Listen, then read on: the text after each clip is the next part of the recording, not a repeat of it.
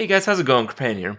Today I want to go over the history of the nerfs, the best decks, and kind of how the game has moved on over the years. You know, I have played since the very early beta.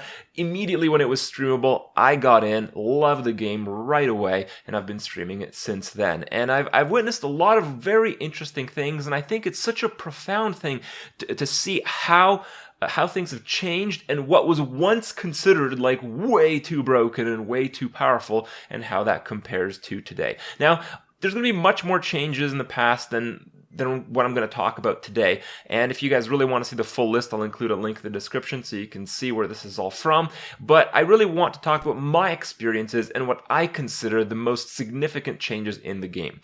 So there was a lot of changes in alpha, but I didn't play in alpha. I started playing in beta in Hearthstone. And when I first started playing, the very dominant decks that started immediately being established were the rogue decks that resembled kind of like a miracle style rogue. You guys will see why in a second.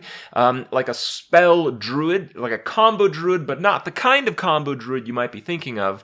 And, you know, I started with the idea of like playing Divine Favor Rush Paladin, and that ended up being a pretty good deck as well. So basically this was the era of rogue and druid and maybe paladin. So the first big hit was on rogue. Rogue was absolutely absurdly broken. I think if there was any moment where one thing was so out of balance, it was in the beta with Rogue. So what got nerfed? Backstab got nerfed. Backstab used to be just deal 2 damage to an enemy minion. It didn't have to be undamaged or anything like that. So it was much easier to further combo and cycle through because, of course, you had Gadsden Auctioneer.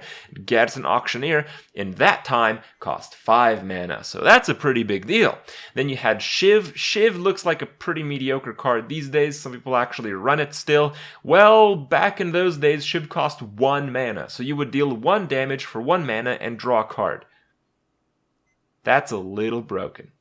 Then we had Defias Ringleader. Coin Defias was basically instant I win anywhere in the game. Defias was a 2/3 minion and spawned a 2/1 from the combo. Conceal was 0 mana, so you could do Gadsden Conceal for 0 on 5 mana. A little bit good. And you guys might think, you know, Edwin Van Cleef is a pretty overpowered legendary these days because sometimes your opponent has no answer and you can just smack him in the face for most of their life, and every now and then you're lucky enough to combo your Edwin Van Cleef with a Conceal, and, you know, that's totally broken because then you have a big minion with stealth that your opponent can't do anything about. Well, Edwin Van Cleef during that time, he just had stealth. It's like the same card. I think it was a 1/1 instead of a 2/2, but who cares? Because when you play Van Cleef, it's like a 22/22, and instead it'd be like a 21/21, but before, it would just have stealth. A little bit crazy. And probably the most crazy thing out of all of this was the rogue hero power. So, you know, the rogue hero power these days is you get a 1/2 dagger. And, you know, that's still probably the best hero power in the game right now. But back then, you had the option. It was kind of like a discover mechanic, a discover hero power. You can either get your 1/2 dagger if you want, sure, or you can upgrade your current dagger by 1 attack. So what tended to happen was, because the game was a bit slower, there weren't really any good 1-drops that people were playing. People were starting their curve out at 2 mana. The rogues would just go, oh, I'm going first. Well, I'm going to Coin Defias to win the game.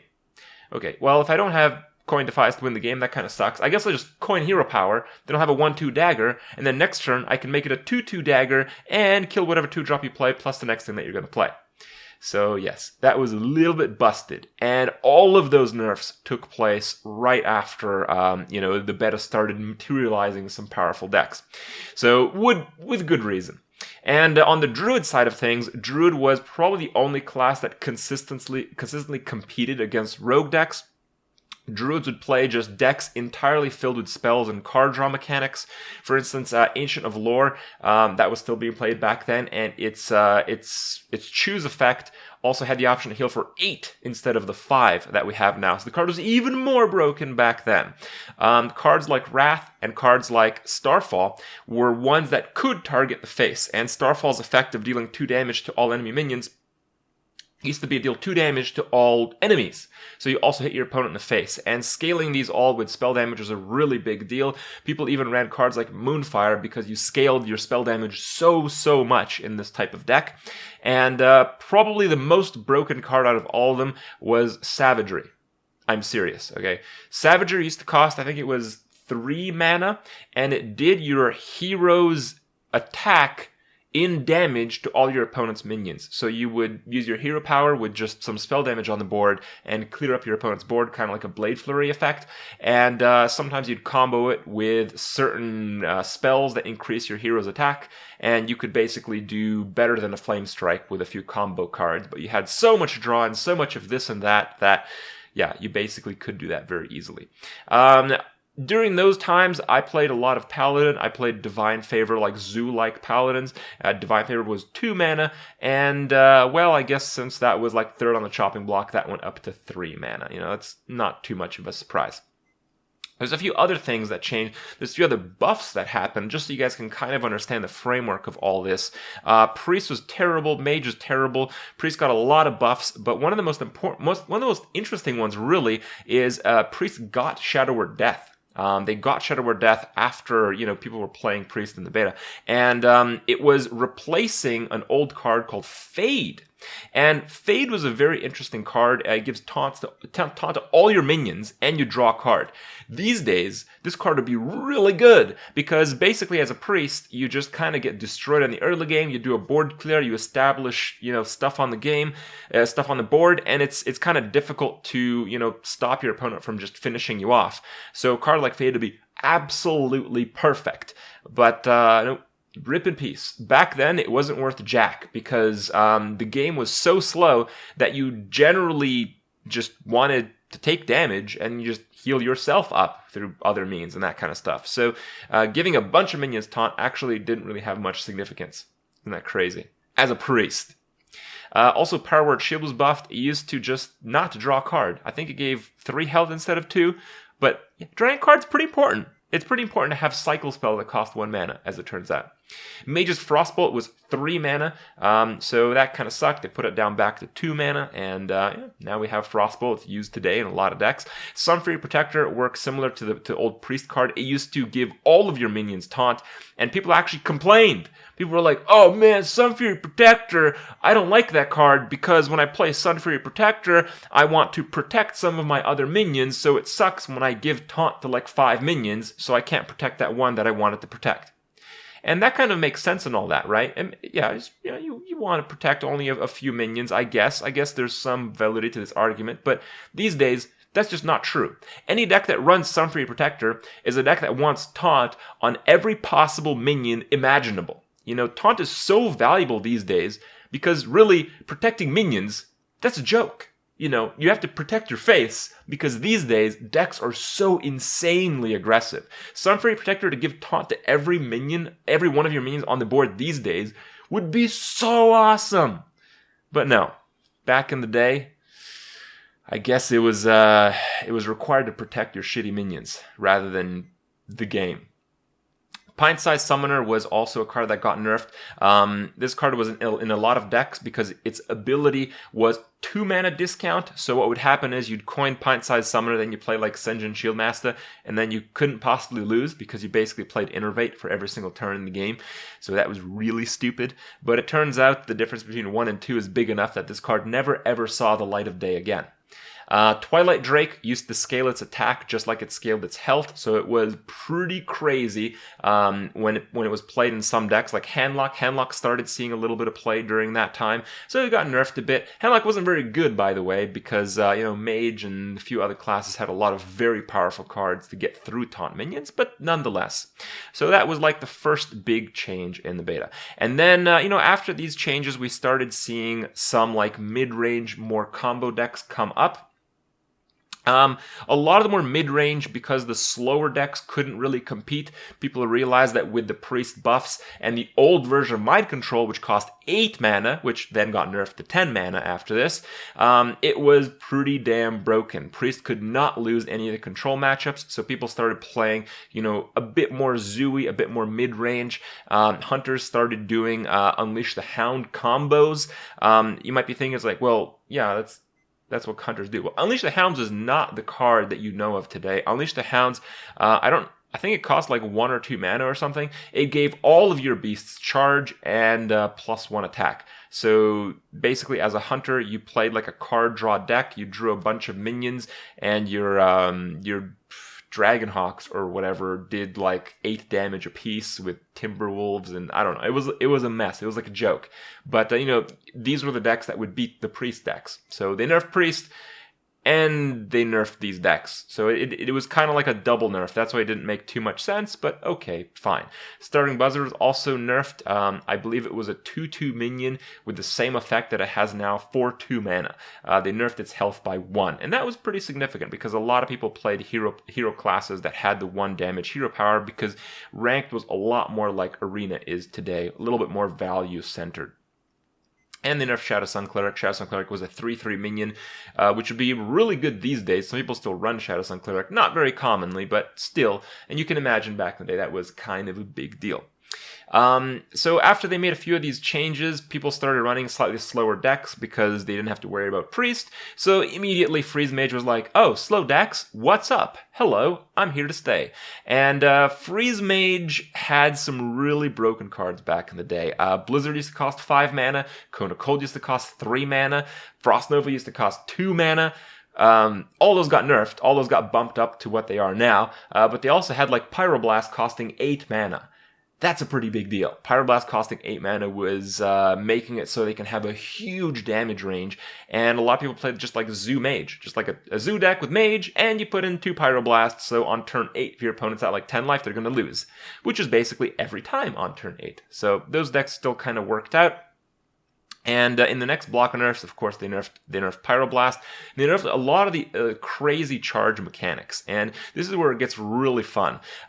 So one of the big decks during this time was OTK Warrior. I think one of the first people to play this deck was like Artosis or something. The idea was you'd play Gorehowl, you'd have a 7 attack thing, and then you'd play Alistraza on your opponent, which back then actually removed the armor. It just set his health strictly to 15. No armor. Armor's gone. And then you would attack him in the face with Gorehowl, and then you'd play a 0 mana cost charge, which was then nerfed to what charge is today, on Alistraza and win the game. Yep. 3-card combo. You played a lot of cycle stuff. You used Gadget and Auctioneer in that deck. It was totally crazy. And the other type of charge combo warrior deck was Warsong Commander. Now, Warsong Commander, up to recently, gave minions 3 or less attack charge.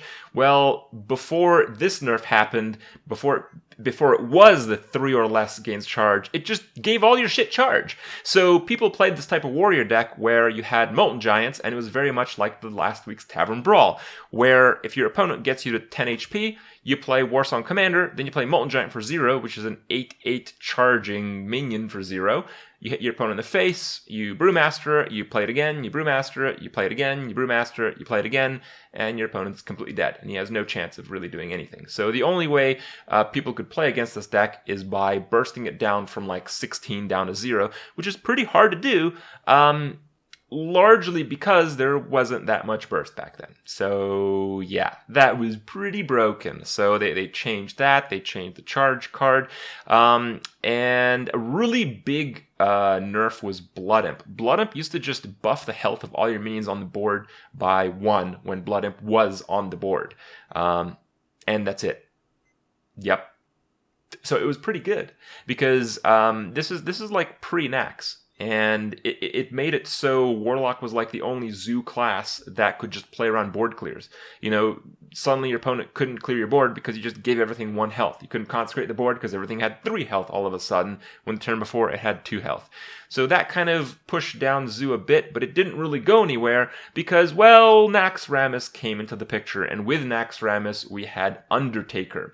And Undertaker kind of basically completely eliminated mid-range and control decks. Undertaker was 1 mana, 1/2, and it gets +1/+1 for every Death Rattle minion that you play. And Hunters also got Mad Scientist. You know, that's a pretty big deal. So what happened was nothing came close to touching Undertaker except just combo decks like Miracle Rogue. So people started playing Miracle Rogue again. Miracle Rogue was considered one of the best decks at the time, but I have to tell you, the Undertaker deck was by far the most unfair one. So after a few months of this, Blizzard was like, yeah, you know, maybe it's time to nerf some of this stuff. And they mostly went after the Miracle Rogue. They nerfed Leroy. Leroy used to be 4 mana, now it's the 5. They nerfed Hunters because Hunter was the biggest offender of the bullshit Undertaker shenanigans. So they made Starving Buzzard what it is today, which is complete garbage. They nerfed Eaglehorn Bow because Eaglehorn Bow used to trigger off of all the secrets being triggered. So, you know, if you're playing against another Hunter, you could have Eaglehorn Bow just like 10 charges in some games. And they made Unleash the Hounds 3 mana. So prior to this change, you had the Undertaker Hunter with Undertaker, which was crazy. And you had the Unleash Buzzard combo that cost a total of 4 mana and would often draw you, you know, 6 cards, so sometimes more. So that was a pretty big deal. And yeah, soon after that, they realized that nerfing Leroy didn't really do that big of a deal to the Miracle Rogue, so they had to nerf some more stuff. So the next thing they nerfed is Gadson itself. Gadson then cost 6 mana. They nerfed Flare because Flare used to cost 1 mana, and Flare used to just dominate basically every other secret deck that wasn't Hunter. And that kind of sucked as well. And then GVG rolled around, and GVG, you guys know, was probably the biggest power creep Hearthstone has ever seen. Every single card in GVG was like crazy compared to the cards before it, even a lot of the Naxx cards, and that's saying a lot. Naxx cards were also really fucking crazy. So, you know, what Blizzard realized is that they introduced like 100 completely broken as hell cards into the game, and still the best deck, the one way to play the game was to put Undertaker in your deck and beat everyone. Undertaker was seriously out of control. The game was at a stage where if you didn't play Undertaker, you were just going to lose. So Blizzard actually finally nerfed Undertaker, thus hurting the sales of Naxxramas probably. Oh well. And since then, basically we've had like no nerfs. Yeah, that's really it. That's the history. We've had like Warsong Commander nerf, I think, since then. I think that's it. Yeah, Grim Patron was kind of a big deal, but, you know, I kind of like playing against Grim Patron Warriors in the past. So, I don't know, I kind of miss some of these. I kind of miss a lot of the decks. I kind of wish that a lot of these nerfs would be, like, revised a little bit, because certainly some of them being reversed would have very, very interesting effects, very welcoming playstyles, at least in my opinion, in the meta today. So that's where we're at. You know, Blizzard's done a lot of changes, some good, some not so good, but in the end, we've seen that recently, not much is really being changed. But we know that is going to change a little bit going into the standard and wild format distribution, so it's going to be interesting to see. You know, if you look back on a lot of the cards I talked about, a lot of the cards that have nerfed, probably in the greater aspect of more than half of them, have never seen the light of day before. You know, the way we nerf cards is we make them completely unplayable. You know, Warsong Commander status. So that's how it is. We'll have to see what the future holds and how the nerfs will progress. But I hope you guys have enjoyed my chat. I hope you guys maybe reminisce a little bit to all the crazy moments Hearthstone has had throughout its life cycle. And I'll see you guys tomorrow.